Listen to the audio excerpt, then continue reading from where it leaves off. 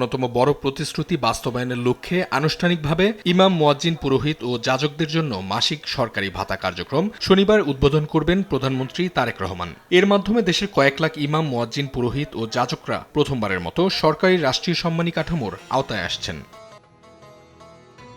সরকারের পরিকল্পনা অনুযায়ী প্রতি মসজিদের জন্য মাসিক বরাদ্দ 10,000 টাকা। এর মধ্যে ইমাম পাবেন 5,000 টাকা, মুয়াজ্জিন 3,000 এবং খাদেম পাবেন 2,000 টাকা। অন্যদিকে মন্দির, গির্জা ও বৌদ্ধবিহারের জন্য বরাদ্দ 8,000 টাকা, যেখানে প্রধান ধর্মীয় গুরু 5,000 এবং সহকারী পাবেন 3,000 টাকা করে। শুধু মাসিক সম্মানই নয়, বছরে 2টি প্রধান ধর্মীয় উৎসবে তাদের জন্য থাকছে বিশেষ ভাতার ব্যবস্থাও।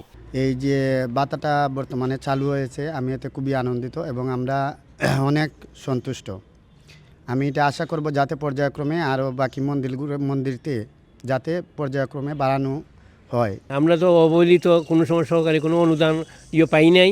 বিএনপি সরকার আসায় যে তাই নিয়ে উদ্যোগটা নিয়েছে, যাতে আমরা তাকে খুব আশীর্বাদ। মানে যে আমাদের এই সরকার তারেক রহমান সাহেব আমাদের যে একটা উদ্যোগ নিছে, আমাদের মসজিদের মধ্যে এরকম একটা অনুদান দিবে ইমাম, মুয়াজ্জিন, খাদেমরে লাখ লাখ শুকরিয়া। এই ফার্স্ট আমাদেরকে এভাবে মূল্যায়ন করা হয়েছে।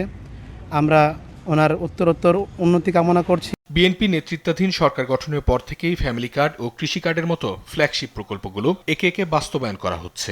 এই ধারাবাহিকতায় ঈদ উল ফিতরের আগে ধর্মীয় নেতাদের হাতে প্রথম মাসের সম্মানে তুলে দিতে কাজ করছে প্রশাসন। প্রধানমন্ত্রী জনপ্রশাসন বিষয়ক উপদেষ্টা ইসমাইল জবিউল্লাহ জানান, এই ভাতা প্রকল্পে কোনো অনিয়ম করার সুযোগ রাখা হয়নি। কোন নীতিমালা কোন মসজিদকে কিভাবে দেয়া হবে, এগুলো হচ্ছে শুধু জুমা মসজিদকে দেওয়া হবে, এবং যেগুলো খুব দূরে অবস্থিত এবং আর্থিক অবস্থা খুব ভালো নয়, আমরা পাইলট স্কিমে সেগুলোকে আমরা প্রাধান্য দিয়েছি।